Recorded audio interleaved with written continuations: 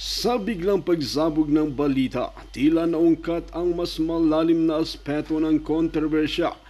Nagkaso ayon sa isang impormante, sa Rimulya umano ay kusang lumantad upang ilahad ang kanyang connection kay Lisa Smugs at Kuting. Inamin daw neto ang kanilang sabwatan sa mga karumal-dumal na gawain na nagdulot ng matinding galit mula sa publiko. Ang pahayag ni Rimulya ay itinuturing na isang malaking hakbang sa ebidensyang isinuwalat niya ang umano'y mga detalye ng kanilang operasyon sa kabila ng mga lugar kung saan isinagawa ang mga krimen. Ibinulgar rin nito ang iba pang posibleng sabwata na ngayon ay tinutugis ng mga otoridad.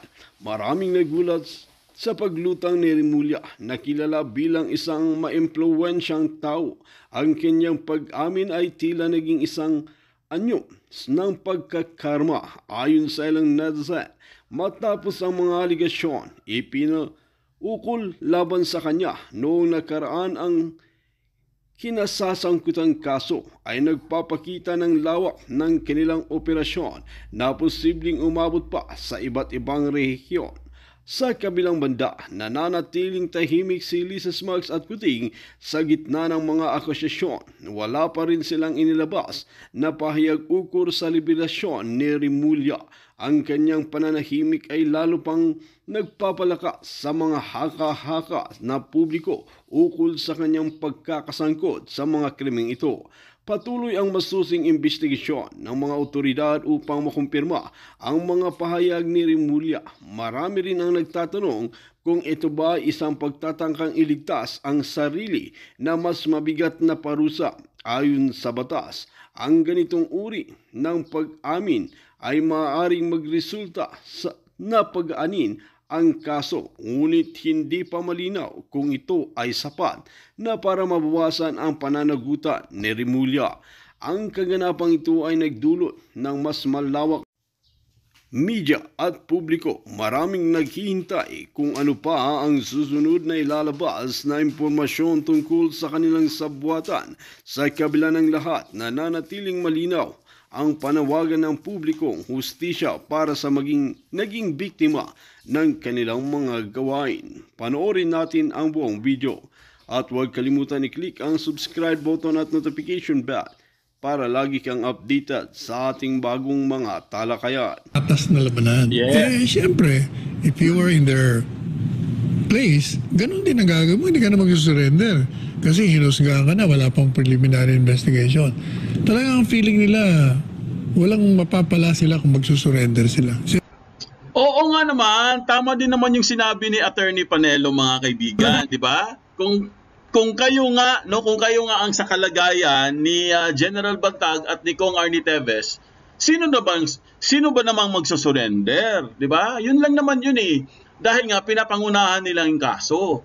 Kaya po itong si Attorney Panelo, mga kaibigan, ang sinasabi niya dito, di ba? Hindi naman niya inuudyukan na wag sumurrender. Ang sinasabi lang niya, mga kaibigan, sino ba naman, di ba? Sino ba namang tao na gustong sumurrender? Kung hindi pa nga, wala pang klarong investigasyon, wala pang proper na investigation, ay pinaghihinalaan na. At tinuturo na sila ang mastermind, sila ang gumawa ng isang krimen, at sinasabing sila yung utak doon sa pagpaslang, no? Kung sino man yung nabiktima. Kaya po, mga kaibigan, hindi po maiiwasan na itong mga to, yung mga minimension po, katulad ni General Bantag, no? Special mention kasi ito talaga si General Bantag kasi nga nabalitaan natin mga kaibigan kahapon lang na yung kaso po ni Bantag ay itinigil na po yung pagdinig, no? Wala na, tinigil na po. So, mga kaibigan, kaya po hindi maiwasan. Kaya po hindi naman sana magkakaganito, guys eh.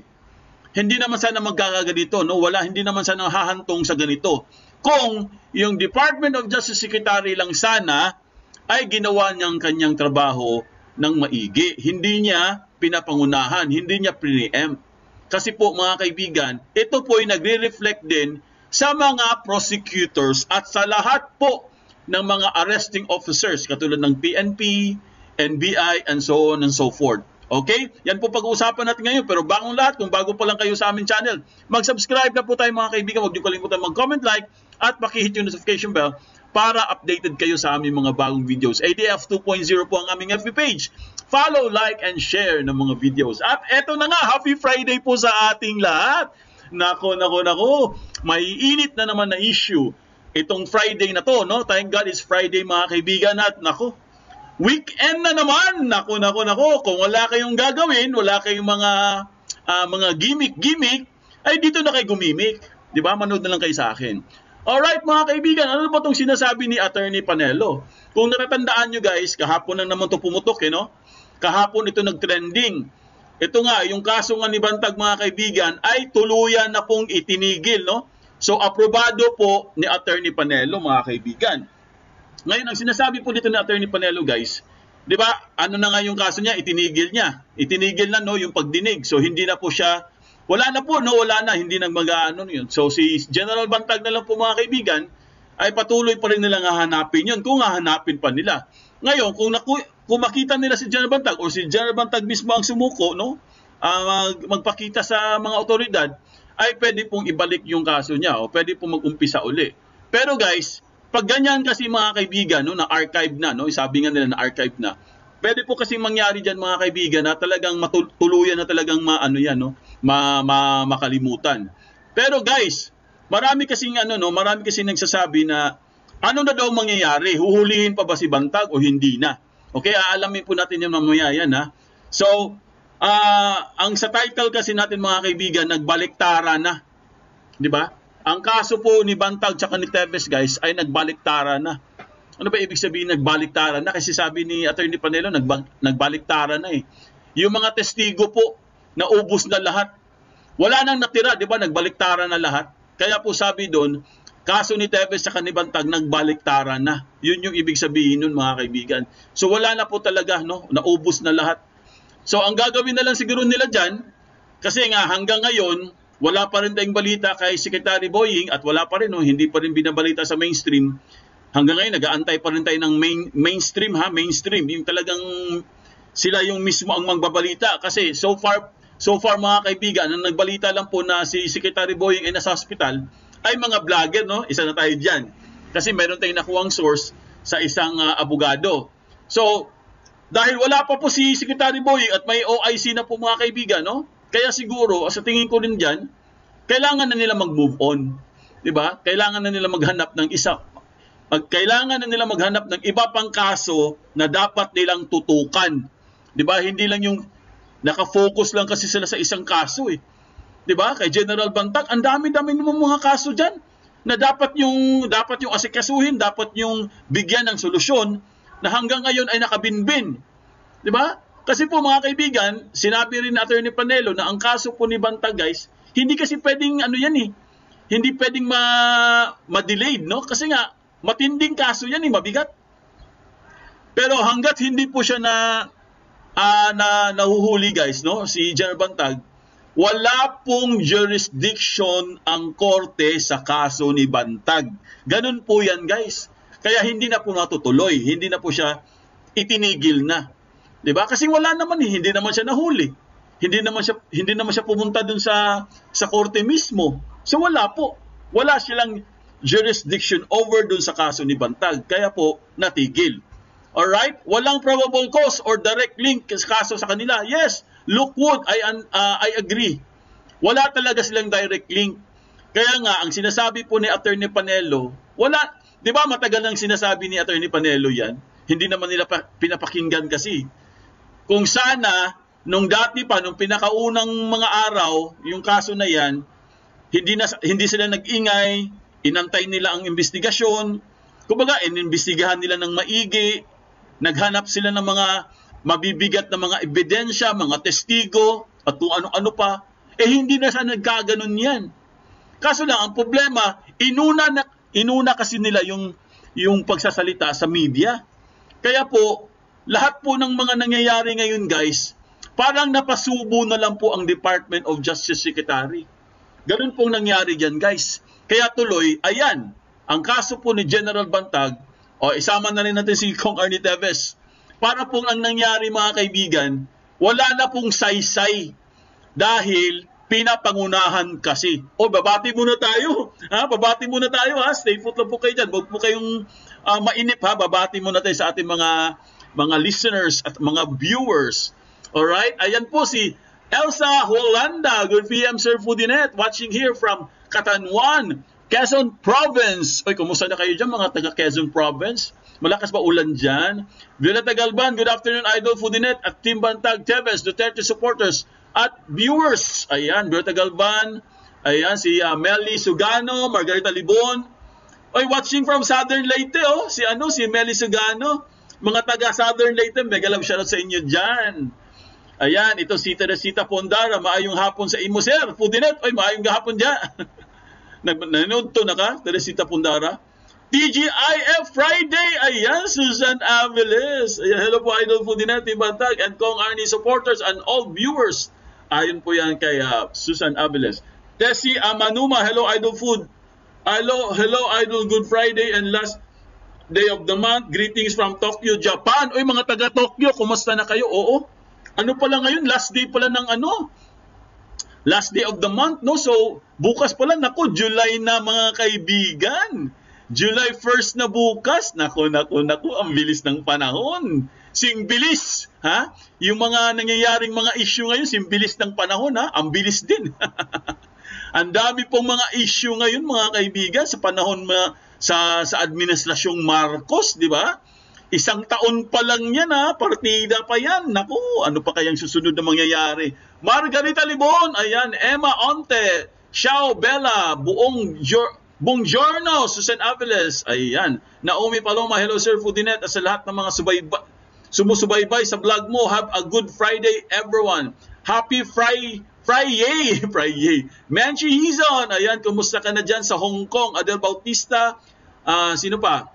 Adeline Maganaka, Team Karen Suzuki Charity Vlog. Ayan, mga Team Karen, andito po. Victoria Galvez, Luke Wood, Nena Esteban, Lolit Dumaraos, Elizabeth Tanalgo, sino pa?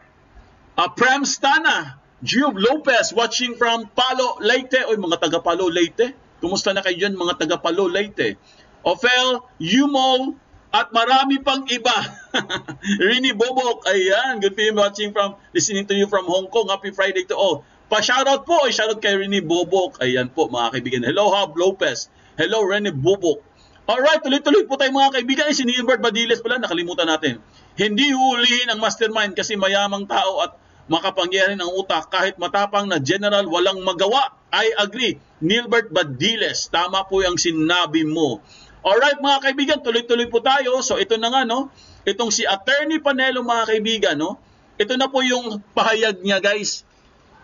Ito na po yung reaction niya patungkol po doon sa kaso po ni General Bantag na itinigil. Or sa English pa, case archives. So ibig sabihin, mga kaibigan, itinabi na po yung kaso ni General Bantag. Ngayon marami nagtatanong, Foodinet, ano nang mangyayari dyan? So ang mangyayari dyan, mga kaibigan, wala na. Wala nang kaso. Itinabi na eh. Dapat pala, Foodinet, sumurrender na sila. Hindi. Hindi pa pwedeng sumurrender. Okay, ha? Klaro yan, ha? Si General Bantag po, guys, ang kanyang kaso ay itinigil yung pagdinig. Dahil po, lumampas na po sila sa, parang lumampas na sila sa deadline na hindi nila nahuli si Bantag. So, tigil na. Kailangan kasi nilang itigil yan, mga kaibigan eh. Kasi marami pa silang gagawin. Marami pa silang trabaho na hindi nila nagagawa. Nakapending din. Marami pa silang case ng mga nakapending. So, Foodinet, ano ba talagang nangyari dyan? So, ano pa mangyayari kay General Bantag? Si General Bantag po, wala lang, okay lang. Masaya. So, ang mangyayari na siguro dyan, mga kaibigan, dahil wala namang jurisdiction ang korte sa kaso ni Bantag, dahil wala naman talagang nangyaring di ba? So, ang mas maganda siguro dyan, total, ang sabi kasi ni Attorney, ang sabi po ni Attorney Panelo, mga kaibigan, dapat kasi pinag-aralan na lang muna nila. Di ba? Pinag-aralan muna nila yung kaso. Saka may payo din siya, mga kaibigan, sa mga arresting officer, sa mga police and BI lahat, no? Police and BI, prosecutors lahat, Department of Justice Secretary, may payo siya. Next time, pag may ganitong nangyari, dapat pag-aralan nyo muna. huwag kayong padalos-dalos. Huwag nyo kaagad ipresenta sa media or magsasalita kaagad kayo sa mga social media or sa mainstream media na wala pa kayong klarong ebidensya. Ngayon, ang address naman niya dun sa mga prosecutors at mga police at lahat ng mga arresting officers, dapat daw, bago nyo gawin yung pag-aaresto nyo or uutusan kayo, dapat kasi pag-aralan nyo munang mabuti. Kung meron ba talaga kayong klarong ebidensya. Pag wala, i-dismiss nyo na. Ganun lang kasimple yan. Kasi, case-to-case basis yan mga kaibigan. Katulad, General Bantag yan. Diba? General Bantag yung uhulihin dyan. Hindi naman yan yung parang si Juan de la Cruz lang uhulihin mo. Ang uhulihin mo dyan ay isang General Bantag. Isang 4-star general. So kailangan isipin nyo mo ng mabuti. O teka lang. Sino ba itong uhulihin natin? Baka mamaya wala itong ebidensya. Diba? Ngayon, kung tingin nyo wala talagang ebidensya, tigil na. Stop na kagad para hindi na po lumaki yung problema. Diba? Katulad nung nangyari po kay Kong Arnie Teves. Wala naman talaga silang ebidensya eh. Sa katunayan, lahat ng mga testigo nag-recant. Diba? Ano nangyari sa kaso ngayon? Wala na. Kasi recanted eh. Kailangan pa nila maghanap uli ng panibagong mga testigo or panibagong mga ebidensya. Diba? Kaso lang, wala na eh. So, pag mga ganyan mga kaibigan, tigil na kaagad. Diba? Wala na. I-ano mo na. I-dismiss mo na yung kaso. Total, wala naman kayong nahita eh. Diba? Namumblema lang, binibigyan nyo lang ng problema yung isang taong nananahimik. Yung isang taong nagtatrabaho ng maigi. Diba? Kasi mga official yan eh. Mga government official yan. Yung dapat yung hulihin. Hindi naman sila mga korap eh. May nagsabi ba na itong mga to, mga korap? Or itong mga to, nagnanakaw ng kaban ng bayan? Wala naman eh. Sila ay nagtatrabaho lamang. Especially po sa Bucor. Anong ginawa niya sa Bucor? Nilinis niya oh. Kaso lang, ang pumalit sa kanya ngayon, balik na naman. Bumalik na naman ang pulburon. Kasi wala na si Bantag eh. Kasi si General Bantag mga kaibigan, kaya nga pinili yun eh. Personal choice yun ni Pangulong Duterte. Kasi naniniwala po si Pangulong Duterte kay Bantag.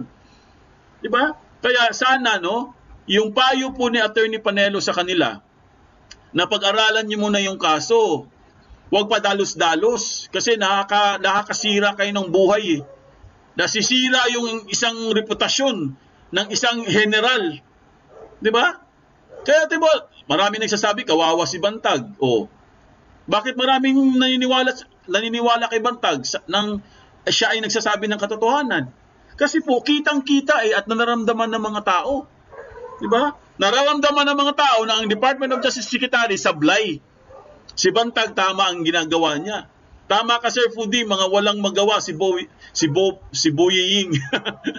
Kasi nga, kayo na sa Department of Justice, dahil kung ano yung sinabi ng boss nyo, sinusunod nyo kasi. Diba? Kaya nga sabi ni Attorney Panelo, kung prosecutor ka, kailangan meron din kayong mga sariling utak. Meron kayong sariling mga desisyon. Kung anong sinabi ng boss nyo, sinasabi nyo rin. O siyempre, pag sinabi ng boss nyo, guilty din kayo. Sasabihin nyo rin guilty. Kasi gusto nyo magpalakas, gusto nyo sumipsip sa boss nyo eh. Kaya yun yung nangyari kay General Bantag. Na klarong-klaro naman mga kaibigan na wala naman talagang probable cause yun. Pinilit lang nila. Diba? Biro nyo, ilang beses nag-file ng motion for reconsideration. Lahat na yatang ng motion final nila. Pero bakit hindi po sila pinagbigyan? Hindi sila pinakinggan. Tinuloy pa rin yung kaso. Binigyan pa rin Nag-execute pa rin sila ng warrant of arrest. Diba? Bakit? Dahil nga, napasubo na sila. Mapapahiya sila eh. Yun ang masaklap na pangyayari. Dahil lang mapapahiya sila. Kaya kailangan nilang mag-release ng warrant of arrest.